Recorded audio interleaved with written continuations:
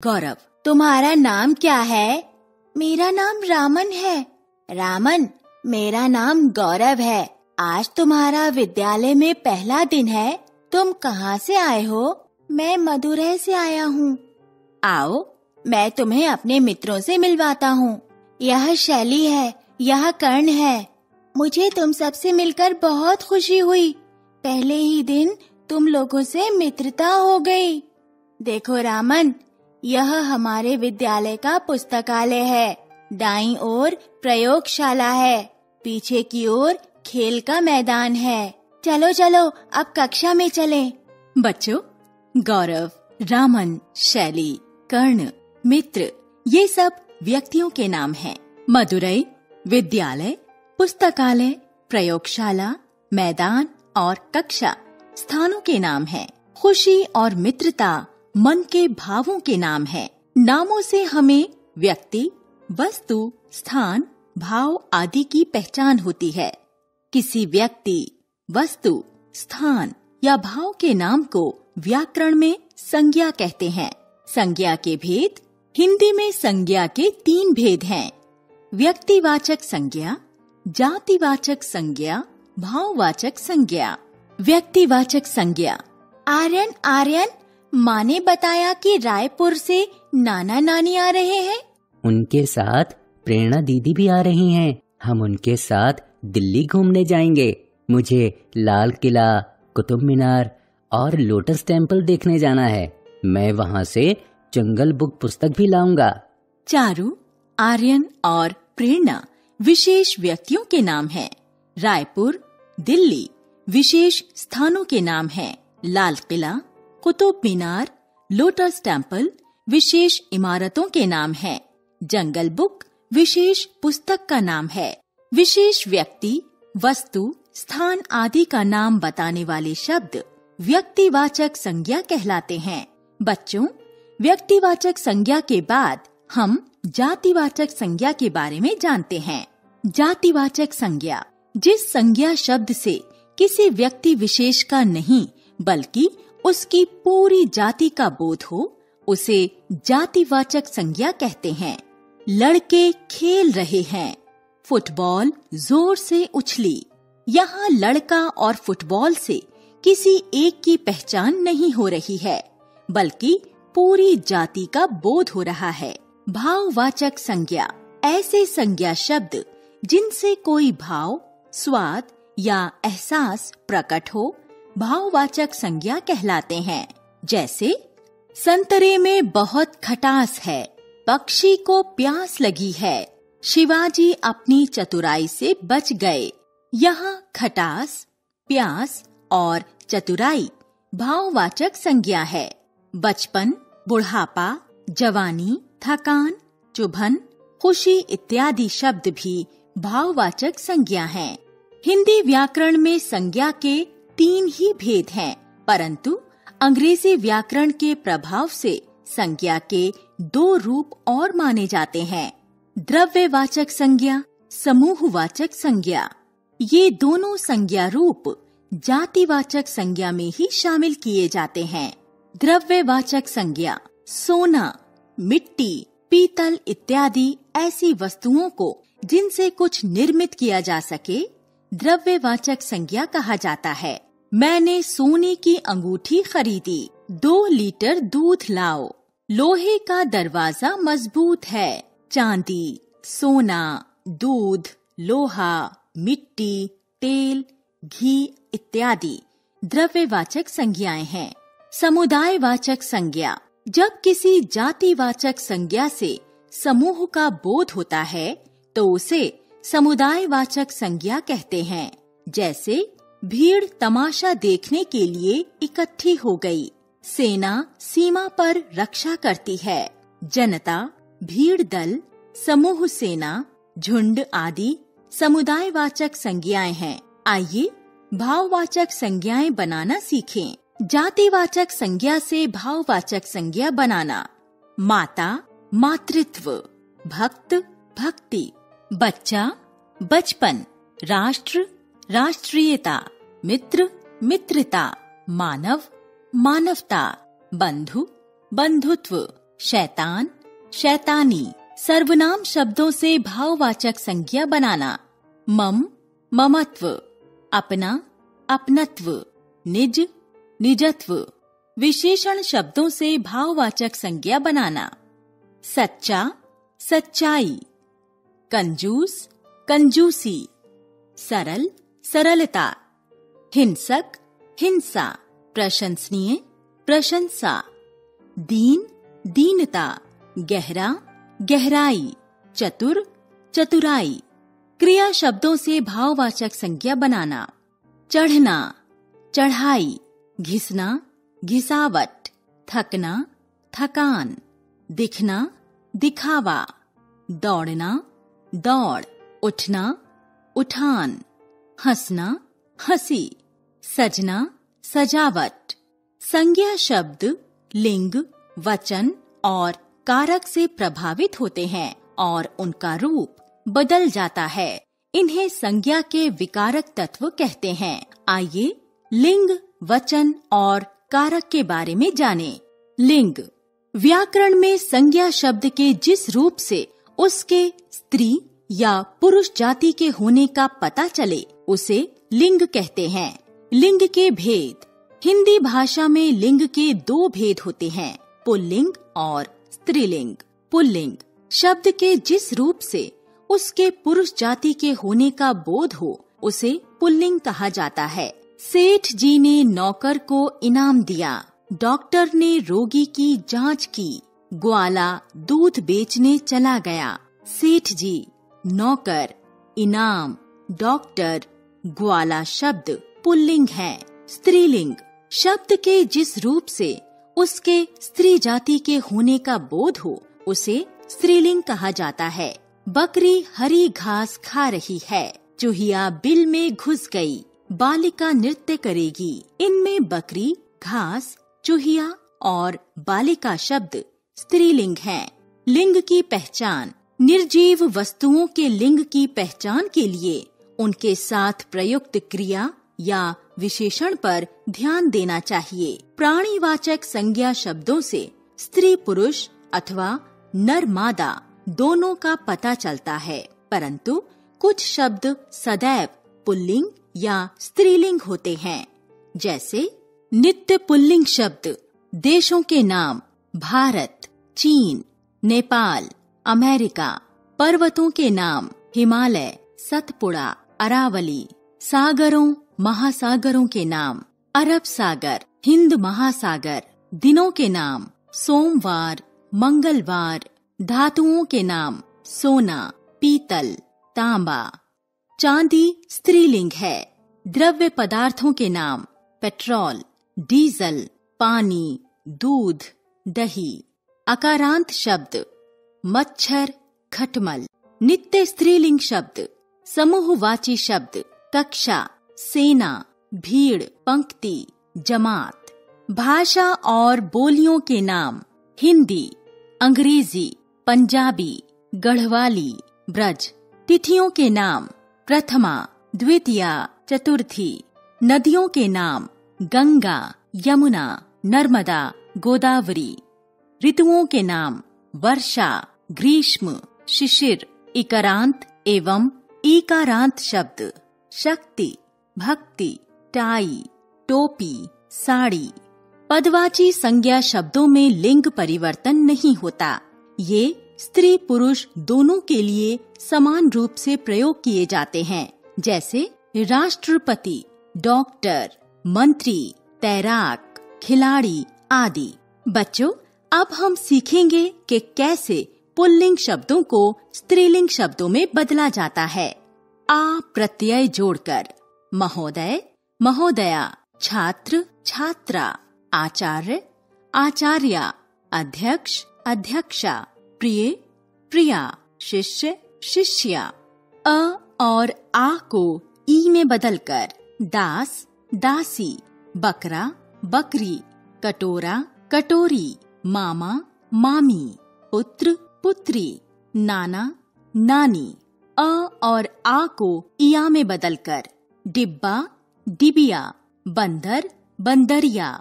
लोटा, लुटिया। चूहा, चूहिया।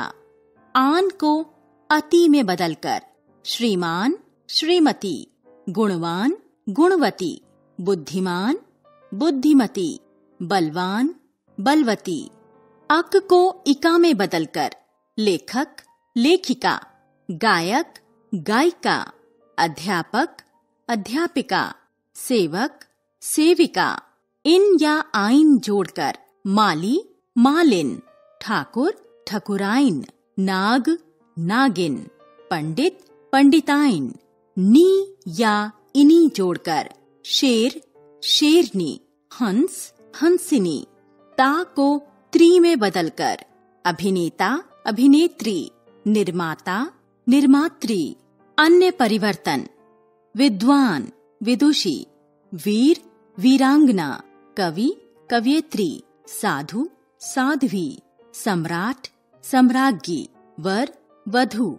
बच्चों, आपने जाना कि किस प्रकार संज्ञा शब्दों पर लिंग का प्रभाव पड़ता है।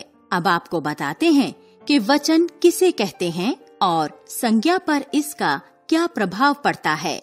वचन जो संज्ञा या सर्वनाम शब्द किसी व्यक्ति, वस्तु के एक अथवा अनेक होने का बोध कराते हैं, उन्हें वचन कहते हैं। वचन के भेद। व्याकरण की दृष्टि से वचन के दो भेद हैं, एक वचन और बहुवचन।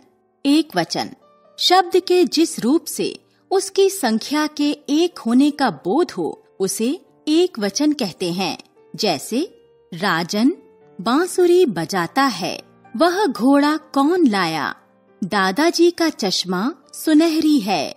राजन, घोड़ा, चश्मा शब्द एक वचन है। बहुवचन शब्द के जिस रूप से उसकी संख्या के एक से अधिक होने का बोध हो, उसे बहुवचन कहते हैं। जैसे आकाश में तारे टिमटिमा रहे हैं, बच्चे पढ़ रहे हैं, कबूतर गुटर गूं कर रहे हैं।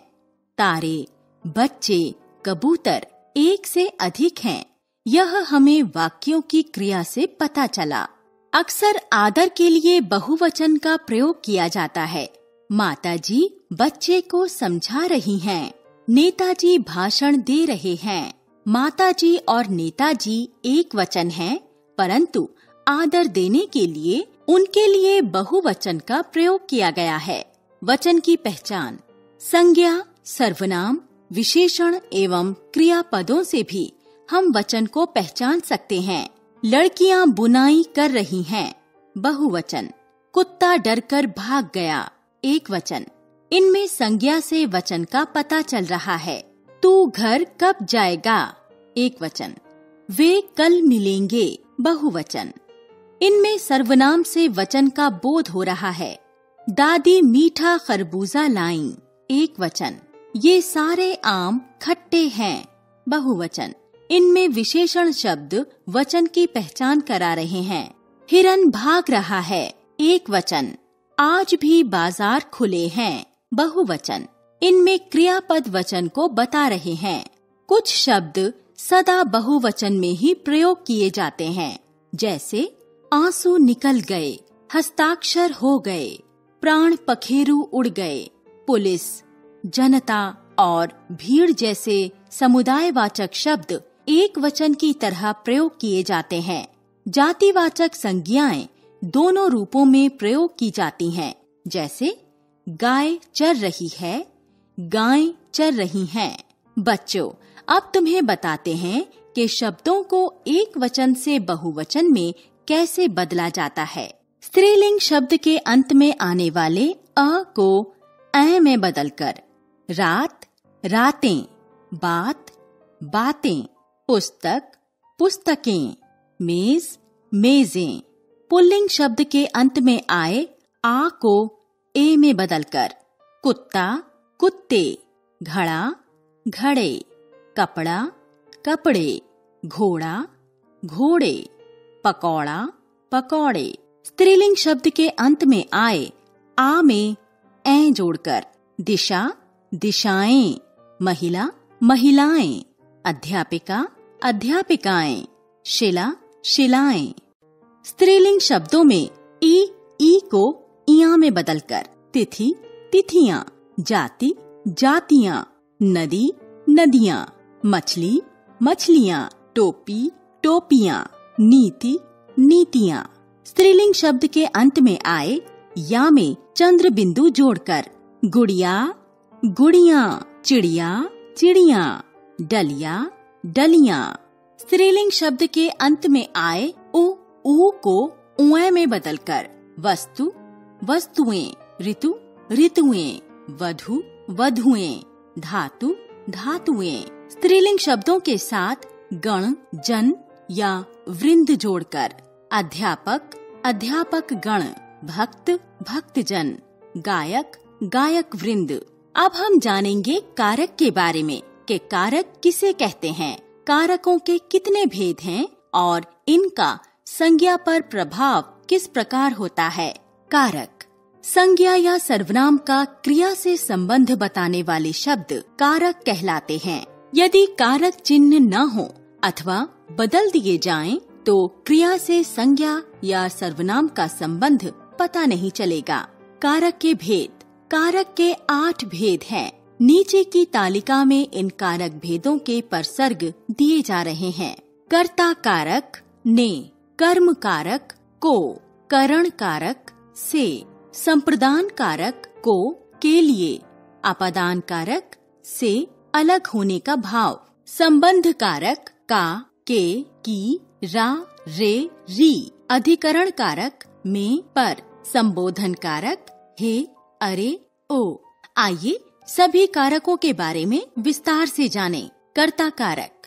कर्ता का अर्थ है काम को करने वाला। वाक्य में संज्ञा या सर्वनाम के जिस रूप से काम को करने वाले का पता चले उसे कर्ता कारक कहते हैं। जैसे मालिक ने नौकर को आवाज दी। यहाँ मालिक आवाज देने का कार्य कर रहा है, इसलिए संज्ञा मालिक कर्ता कारक है। अब इसी बात को अलग ढंग से देखते हैं।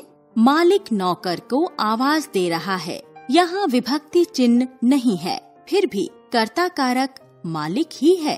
कर्म कारक। वाक्य में होने वाले कार्य का प्रभाव जिस संज्ञा या सर्वनाम पर पड़ता है उसे कर्म कारक कहते हैं। जैसे माँ खाना बना रही है, कर्ता माँ द्वारा बनाना क्रिया का प्रभाव खाने पर पड़ रहा है, अतः यहाँ कर्म कारक हुआ। जब वाक्य में क्या, कहाँ आदि के उत्तर मिले तो कर्म कारक होता है। करण कारक। वाक्य में जिस संज्ञा या सर्वनाम के सहयोग से कार्य किया गया है उसे करण कारक कहते हैं। जैसे छात्र पेन से लिख रहा है, यहाँ पेन के सहयोग से कार्य हो रहा है, अतः पेन करण कारक है। संप्रदान कारक। जिस संज्ञा या सर्वनाम के लिए काम किया जाए उसे संप्रदान कारक कहते हैं। पिताजी बच्चों के लिए उपहार लाए। क्रिया बच्चों के लिए की गई, इसलिए बच्चे संप्रदान कारक हैं। अपादान कारक। जब संज्ञा या सर्वनाम किसी चीज से अलग होने का भाव प्रकट करें तब अपादान कारक होता है। जैसे स्टेशन से गाड़ी चली, यहाँ स्टेशन से गाड़ी अलग हो रही है, अतः स्टेशन अपादान कारक है।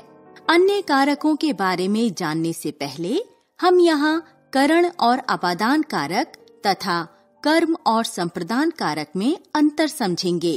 करण कारक और अपादान कारक में अंतर। करण कारक तथा अपादान कारक दोनों की विभक्ति से है, परंतु दोनों में अंतर है। करण कारक में से विभक्ति क्रिया के साधन को बताती है, जबकि अपादान कारक में से विभक्ति अलग होने का भाव दर्शाती है। बच्ची गेंद से खेल रही है, साधन को बताने के कारण करण कारक। कछुआ नदी से बाहर निकला, अलग होने के भाव के कारण अपादान कारक।